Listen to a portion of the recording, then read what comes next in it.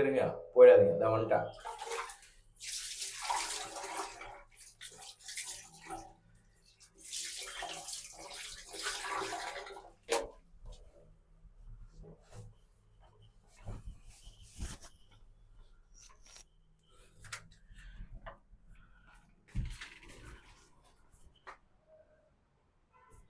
நாலு மணிக்கு எழுப்பலாம் தான் பார்த்தேன், முடியல, ஓவர் குளிர். அதுக்குள்ளே பசங்க கதவு தட்டானுங்க, என்ன பண்ணுறது? நான் எதுக்கு இப்போ இவ்வளோ நேரத்துக்கு வந்துனுக்கிறேன்னா சொல்கிறேன்.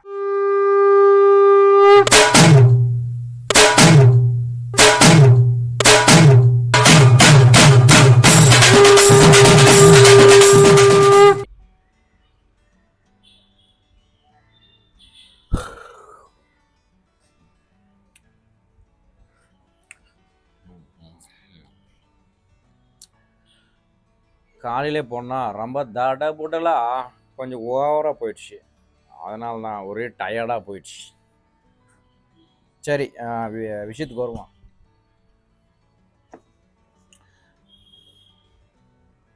இப்படியெல்லாம் டைம் வேஸ்ட் பண்ண என்னன்னா, மனுஷன் எதற்காக பிறந்தான்?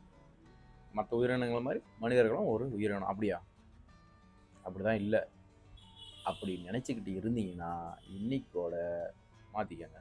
மனுஷன் எதுக்கோசரம் பிறந்தான்? ஒரு ஃபிக்ஸடான ஆன்சரே கிடையாது இதுக்கு.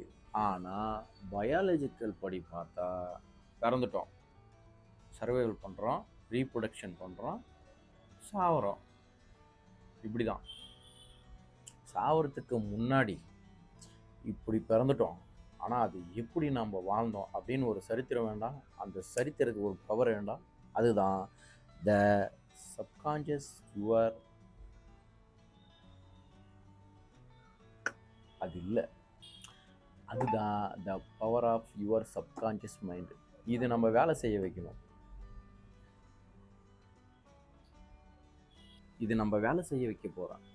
அது என்னான்னு முதல்ல தெரிஞ்சுக்க போகிறோம். மண்டைக்குள்ளே 2 பார்ட்ஸ் இருக்குது, ஒன்று கான்ஷியஸ், இல்லைன்னா சப்கான்ஷியஸ். இது எப்படி வேலை செய்யுது, இது நம்ம எப்படி வேலை செய்ய வைக்க போகிறோம், இதால் என்ன பயன்? ஒரு விஷயம் செய்யணும்னா ஒரு நாளைக்கு 2 நாளைக்கு செய்வோம், அப்புறம் சோம்பேறி ஆகிடும். இது செய்யலாமா வேணாவா அப்படின்னு போகல. ஆனால் இது உறுதியே செஞ்சால் தான் அடுத்த லெவலுக்கு நம்ம ஒரு விஷயத்தை முயற்சி பண்ணுறதுக்கு அதோட பலன் அடிக்கும். மனுஷங்க மட்டும் ஒரு எக்ஸ்ட்ரா ஒரு பவர் இருக்குது. அந்த பவர் எப்படின்னா, இப்போ மற்ற விலங்குகள்லாம் சர்வே பண்ணணும், சாப்பிட்ணும், தூங்கணும், அப்படி தான் போதும். ஆனால் நம்ம அடுத்த கட்டத்துக்கு நம்ம வாழ்க்கையே எப்படி முன்னெடுத்தோன்னா ஒரு முன்னோக்கி சிந்தனையை கொண்டு போகிறது தான் ரொம்ப முற்போக்குத்தனமாக.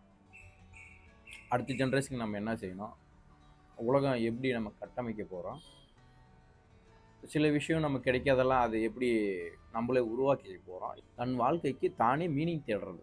அந்த பவர் நம்மளுக்கு வேணும்ல. பவர் வேணாம் எப்படி? அந்த பவர் என்னான்னு சொல்கிறேன். கரண்ட்டு போனாலும் இந்த பவர் வேலை செய்யும். முன்னாடியே சொன்ன மாதிரி நம்ம மைண்டில் 2 பார்ட்ஸ் இருக்குது. சரி, இது இல்லை, 2 பார்ட்ஸ் இருக்குது. ஒன்று கான்ஷியஸ், உணர்வு மனம். இன்னொன்று சப்கான்ஷியஸ், உள்ளுணர்வு மனம். ஒரு விஷயத்தை பார்த்ததை உடனே பிரதிபலிக்கிறது, அதுதானே கரெக்டு அப்படின்னு நினைக்கலாம். ஆனால் அப்படி இல்லை. ஒரு விஷயத்த நீ பார்க்குற, இப்போ யாராச்சும் அது எடுத்து விடன்னு சொல்கிற, போனதும் அப்படி பார்த்துட்டு இது என்னால் முடியாது, என்னாலலாம் தூக்க முடியாதுப்பா அப்படின்னு சொல்கிறல, இதுதான் சப்கான்ஷியஸ் மைண்டு. பார்த்த உடனே சொல்லிடும், பெரிய இவன் மாதிரி அதெல்லாம் நம்மளால ஆகாது அப்படின்னு சொல்லிட்டு. ஆனால் கான்ஷியஸ் என்ன பண்ணணும்னா, இதை தூக்கலாமா, நம்மளால் முடியுமா யோசிக்கிறது. ஒரு விஷயத்த கான்ஷியஸ் ஒரு விஷயத்த யோசிக்கிறது. கான்ஷியஸ் உணர்வு மனம் தெரிஞ்சு செய்கிறது ஒரு விஷயத்த. சப்கான்ஷியஸ் பழகி செய்கிறது. இப்போ சின்ன வயசுலேருந்து அதெல்லாம் அவனால் முடியாதா, உன்னால் எப்படா முடியும், உன்னாலலாம் ஆகாது, இது கையில் ஆகாத பையன்டா அப்படின்னு சொல்லுவாங்கள்ல. இது நம்ம சின்ன வயசுலேருந்து நம்மளே பழகிட்டது. நம்மளும் அது திரும்ப திரும்ப கேட்டுக்கிட்டு ஏற்றுக்கிட்டோம். நம்மளால் ஆகாதில்ல, நம்ம சின்ன பிள்ளைங்கள அப்படின்னு சொல்லிட்டு நம்ம ஏற்றுக்கிட்டோம். ஆனால் அப்படி தெரியாது, அது நம்ம ஏமாற்ற போகிறோம், அதாவது ட்ரெயின் பண்ண போகிறோம். சின்ன வயசில் எப்படி இது நம்மளால் முடியாதுன்னு ஒரு விஷயத்தை நம்ம ட்ரெயின் பண்ணங்களோ, அதே மாதிரி இப்போ முடியுன்றது ட்ரெயின் பண்ண போகிறோம். இப்போ எக்ஸாம்பிள், நம்ம இருக்கிற கட்சி, ஆண்டு கொண்டு இருக்கிற கட்சி முன்னாடி தேர்தலில் எல்லாருக்கிட்டையும் கான்ஃபிடென்ட்டா இருங்க சார், நல்லதே நடக்கும் சார்.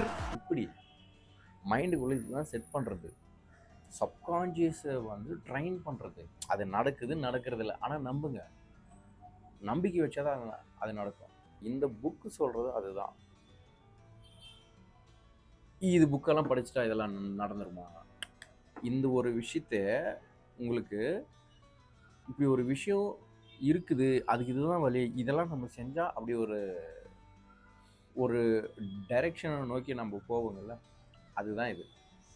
எல்லாருக்கும் சொல்லி புரிய வைக்க முடியாது. இவனா சொல்கிறத நம்ம என்ன கேட்குறது? அதுக்கு தான் அந்த புத்தகம். இந்த புத்தகத்தை நம்ம படிக்கும்போது நம்மளுக்கு உண்மையிலே ஒரு அருமையான ஒரு கிடைக்கும். எப்பா அந்த புக்கு சொல்கிறது இருக்குதுண்ணா, நீ என்னடா சொல்ல வர அப்படின்னு நினைக்கலாம். வேறு வழி இல்லை, நீ பார்த்து தான் வேணும். நம்ம மைண்டு கரெக்டாக யோசிச்சா நம்ம லைஃப் ஆட்டோமேட்டிக்காக கரெக்ட் டைரெக்ஷனில் போகும். இப்போ ஒரு தொழில் பண்ணுறோன்னு வச்சுக்கோங்க, அது லாஸ் ஆகுதுன்னு வச்சுக்கோங்க, நம்மளை யாரோ கட்டுப்படுத்துகிறாங்க, பில்லி சூனி வச்சுட்டாங்க, ஒரு 7.5 நாட்டு சனியம், விதி விளையாடிடுச்சு, இப்படி எல்லாம் சொல்கிறோம்ல, அதெல்லாம் ஒரு வெங்காயமும் கிடையாது, ஒரு புண்ணியும் கிடையாது. இதுக்கெல்லாம் காரணம் நம்ம மைண்டு தான். இதெல்லாம் யோசிச்சா ஒரு எங்கேயாச்சும் ஒரு காட்டுக்குள்ளே ஒரு ஹோட்டல் வச்சு இதெல்லாம் யோசிச்சா தன்னால் வியாபாரம் நடந்துருமா? அப்படின்னு நடக்காது.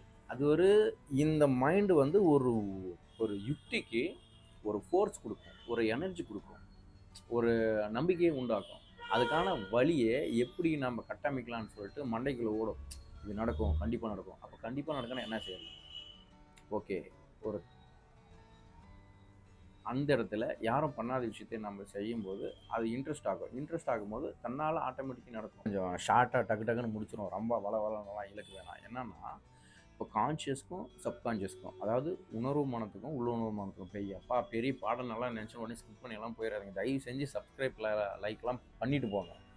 வெறியாயிரும். அப்புறம் நான் இப்போ நீங்கள் ஒரு கடைக்கு போகிறீங்க, அங்கே ஒரு நாய் குறுக்கால் வரும். திடீர்னு நாயை பார்த்து ஓடலாமா, நிற்கலாமா, ஓனா கடிச்சிருமா, ஒரு விஷயத்தை யோசிச்சுட்டு அதுக்கப்புறம் செயல்படுத்துறீங்க. இதுதான் கான்ஷியஸ், உணர்வு மனம். அது சப்கான்ஷியஸ் மனம் என்ன திரும்ப சொல்லுவோம்? நாயை பார்த்ததும் நாயை விட வேகமாக ஓடுறது, பதட்டத்தில், இப்படிலாம் செய்யக்கூடாது. இதுதான் கான்ஷியஸ். இதுதான் முன்னாடியே வந்து நாய் விடுறா ஓடுறா, பாம்பு விடுறா ஓடுறா, இது வந்துட்டு உயிரை காப்பாற்றிக்கிறதுக்கு என்ன வேலை செய்கிறதான். ஆனால் பதட்டத்தில் ஒரு விஷயம் செய்கிறீங்களே, இதுதான் சப்கான்ஷியஸ் வந்து உனக்கு முன்னாடியே செஞ்சிருது. இதே தான் நம்ம ட்ரைன் பண்ண போகிறோம், இந்த உள்ளுணர்வு மனத்தை. இதை நம்ம ட்ரைன் பண்ணால் இது நம்ம எப்படி கையாளன்ற ஒரு யுக்தி கிடைக்கும். அதுதான் கான்ஷியஸ் மைண்டும் செய்யுது. இது நிற்கலாமா ஓடலாமா அப்படின்னு நீங்கள் நினைக்கலாம். என்ன ஆகும்னா, ஒரு நாளைக்கு செய்யும், 2 நாளைக்கு வேலை செய்யும், அப்புறம் கண்டினியூஸாக இது செய்யாது. மேஜராக எது ஒரு விஷயத்த ஸ்டாப் பண்ணுதோ அதே தான் நம்ம அடிக்க போகிறோம், அடித்து தூக்க போகிறோம். இப்போ சப்கான்ஷியஸ் சொல்கிறது தான் கரெக்ட். அதை நம்ம ட்ரைன் பண்ண போகிறோம். இதுக்கோசரம் வந்து ரொம்ப பெரிய வேலை செய்யணுமா அப்படி கிடையாது. ஒருவேளை சப்கான்ஷியஸ் மைண்டை வந்து நம்ம ஏமாத்துறாங்களா? அதுவும் கிடையாது.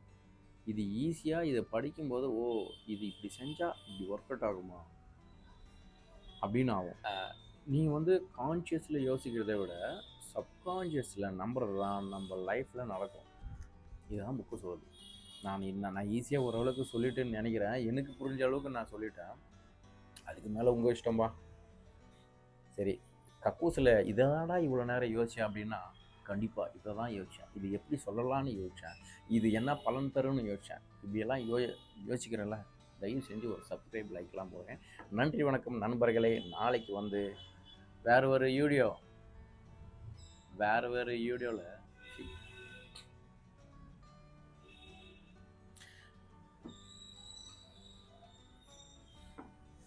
தலைவர்களே,